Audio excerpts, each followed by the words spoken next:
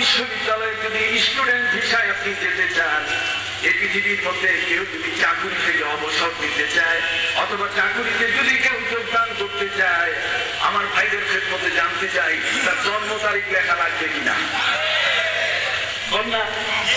জন্ম তারিখ লেখা লাগবে কিনা? তাহলে আমার জীবনের ক্ষেত্রে জন্ম তারিখের প্রয়োজন অনেক বড়।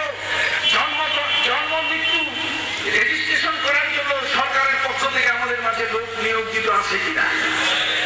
ভাইরা আমার, আমাদের জীবনে স্কুল, মাদ্রাসা, কলেজ, বিশ্ববিদ্যালয়ে ভর্তি হতে গেলে জন্ম তারিখ লাগে।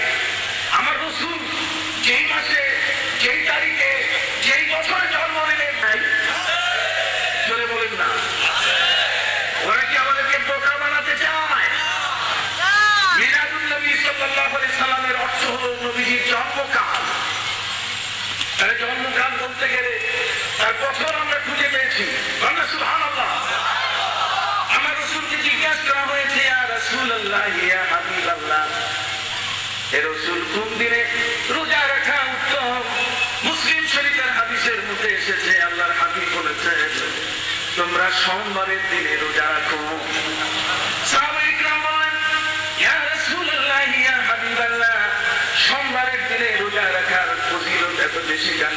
কেন আপনি সোমবার দিনটাকে নির্ধারিত করলেন? আল্লাহর হাবিব বলে দিলেন, যালিকা ইয়াউমুন উলিদতু ফীহি, এটা এমন একটা দিন যেদিনে আমি জন্ম নিয়েছি। রাসূল সোমবারের দিনে জন্ম নিয়েছেন। সারা পৃথিবীতে সেই সোমবারের দিনটা একটি বরকতের দিন হিসেবে সুবহানাল্লাহ।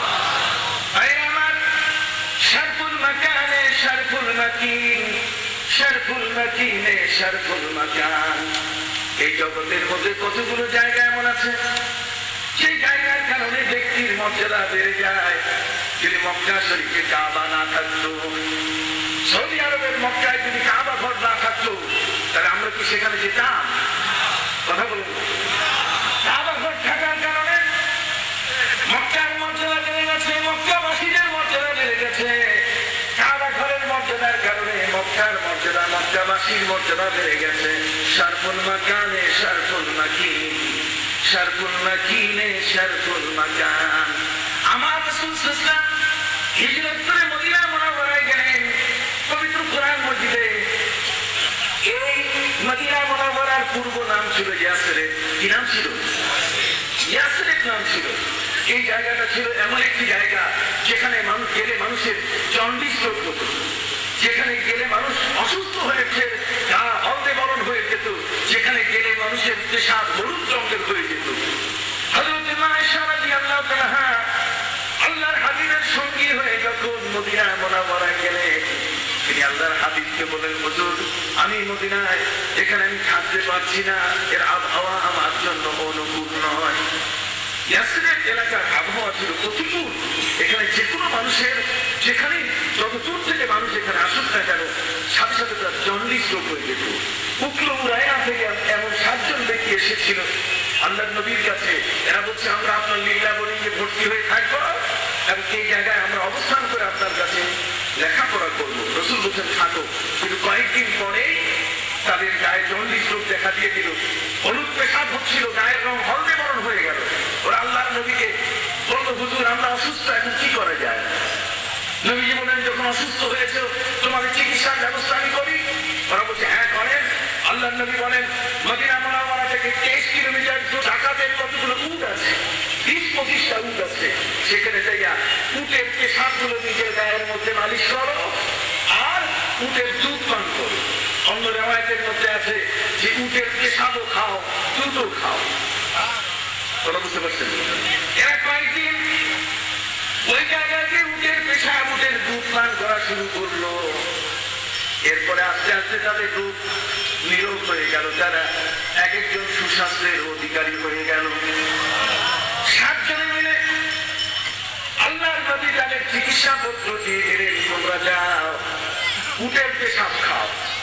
স্বভাবত আপনার মনে স্ট্রাইক করতে পারে, আপনার মনের মধ্যে প্রশ্ন আসতে পারে যে উটের পেশাব নবী তাদেরকে পান করতে বললেন কেন, অথবা উটের পেশাব তাদের গায়ে মালিশ করতে বললেন কেন। যেটাই হোক না কেন, গায়ে মালিশ করা উটের পেশাব এটাও তো কম না। উটের পেশাব কি খুব নেশকাম্পরের ঘ্রাণ দেওয়া আছে নাকি? এটা দুর্গন্ধ কিনা? দুর্গন্ধযুক্ত একটি জিনিসকে আল্লাহ হাবিব বলে দিলেন ওই 7 জনকে, তাদের ট্রিটমেন্ট, তাদের প্রেসক্রিপশনে আল্লাহ রাসূল দিয়ে দিলেন যে তোমরা উটের পেশাব গায়ে মালিশ করো। কয়েকদিন উটের পেশাব গায়ে মালিশ করা অথবা পান করা, দুধ পান করার পরে তাদের স্বাস্থ্য ফিরে গেল, জন্ডিস রোগ থেকে তারা মুক্ত হয়ে গেল। প্রশ্ন, আল্লাহ রাসূল তাদেরকে এই প্রেসক্রিপশন করলেন কেন? দুনিয়ার মধ্যে আরো কি ভালো চিকিৎসা ছিল না?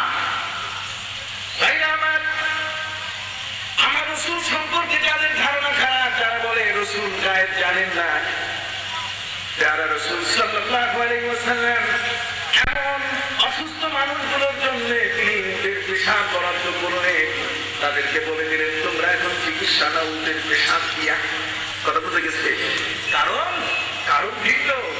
আল্লাহ রাসূল কিন্তু আমাদের মতো না, আমরা যেভাবে দেখি কিন্তু তা দেখেন না। রাসূল বলেন খোদার কসম, আল্লাহি ইন্নী না, আমি তোমাদেরকে সামনে যেমন দেখি, আমি পিছন দিক থেকে ঠিক সমানভাবে তোমাদের দেখি। শুধু তাই নয়, যখন আমি জায়নামাজে দাঁড়াই আল্লাহর হাবিব বলেন আল্লাহি ইন্নী লা আরাল জান্নাতা ওয়া জাহান্নামা মিন হাউনা। বুখারী শরীফের 17 পৃষ্ঠা খুলে দেখুন, সেখানে আছে হযরত ইমাম বুখারী রাহমাতুল্লাহ আলাইহি উল্লেখ করেছেন আমার প্রিয় নবী নামাজের মুসল্লায় যখন দাঁড়াতেন, নামাজের মুসল্লায় দাঁড়ালে তিনি সেখান থেকে আল্লাহর জান্নাত জাহান্নাম দেখতে পেতেন। মাটির নিচে কোন কবরের আযাব হচ্ছে আমার নবীটা চোখে দেখতে পেতেন। সুবহানাল্লাহ। হযরত আব্দুল্লাহ ইবনে আব্বাস রাদিয়াল্লাহু তাআলা আনহুর হাদিস আছে। সম্মানিত সুধী, সেই নবীজি কি বিচক্ষণ কম নাকি? বলে বলুন, সেই নবী বিচক্ষণ কি কম? ওই নবী জ্ঞানের দিক থেকে কি অনেক পিছনে? তিনি বলেছেন উতীতু ইলমাল আউয়ালিন ওয়াল আখিরিন, জগতের পর আমাকে বাদ রাখেন। দুনিয়ার মানুষ, তোমরা জানো না আল্লাহ আমার মর্যাদা কত বড় করে দিয়েছেন। পৃথিবীর মধ্যে তোমরা আমার মর্যাদাকে কোনোদিন আন্দাজ করতে পারবে না।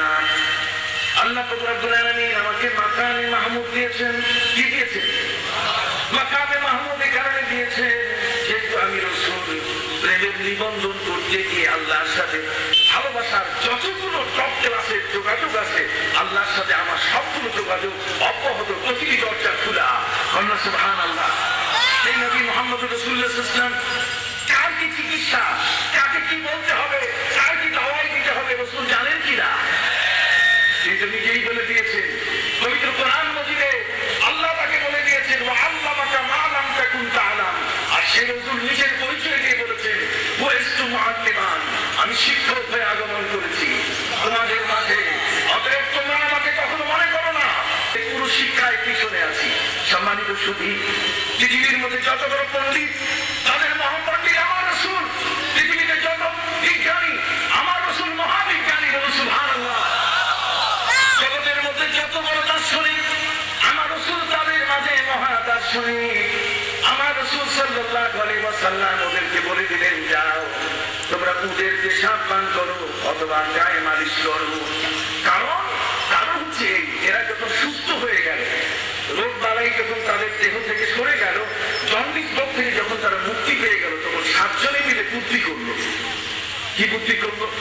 ওই যে দেখো মদিনা এখান থেকে 23 কিলোমিটার দূর, ওদের এখানে 25-26টা উট। এটা যদি আমরা এই 7 জন মানুষ সবাই মিলে এটাকে যদি ছিনতাই করে অন্য কোথায় নিয়ে বিক্রি করি, তাহলে কিছু পয়সা পাওয়া যাবে। কথা বুঝতে পারছি? আল্লাহ রাসূলের যাকাতের উটগুলোকে তারা ছিনতাই করার ছিনতাইকারী। কি ছিনতাইকারীর ঔষধ কি ভালো ঔষধ দেওয়া যাবে? একে ঔষধ দিতে হবে, একে সাধারণ ঔষধ দিলে হবে না। এগুলো আল্লাহ রাসূল এমন ঔষধ বাছাই করে দিয়েছে যে উটের পেশাব খাও। ঈমান কি কাজে? বলুন সুবহানাল্লাহ। বলুন সুবহানাল্লাহ। কেমন নবীর উম্মত আমরা?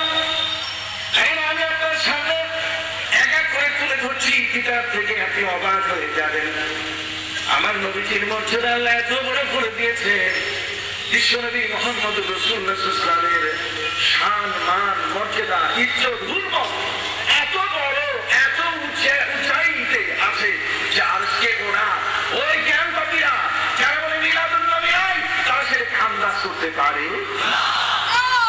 কথা বুঝতে করতো, তাহলে আমার নবীর সম্পর্কে এই ধরনের বেয়াদবানা কথা বলতো।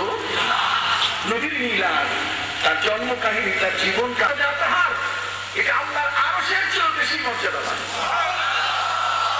তাহলে মাটি যদি নবীর দেহের সাথে মিলার কারণে যদি মর্যাদাবান হয়, যেই তারিখে যেই দিনে নবী জগতের মধ্যে গেলে সাথে কাজ খাওয়ার কারণে এই সময়ের মূল্য বেড়ে গেছে কিনা? আজ উঁচু করে বলেন, বেড়ে গেছে কিনা? এই জন্য আমার নবীকে জিজ্ঞাসা করা হয়েছে, ইয়া রাসূলুল্লাহ, ইয়া হাবিবাল্লাহ, সোমবারের দিনে রোজা রাখার এত